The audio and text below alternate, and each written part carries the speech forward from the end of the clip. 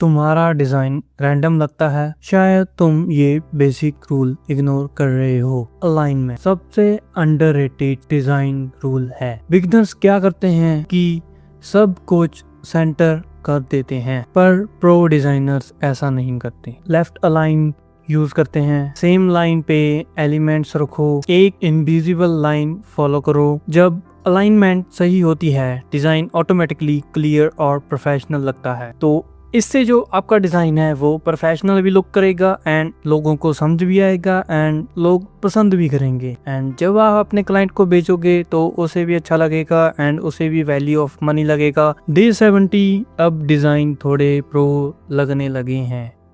Still learning, still going and आज के लिए बस इतना ही। मिलता हूँ आपको नेक्स्ट डे में, तब तक के लिए बाय।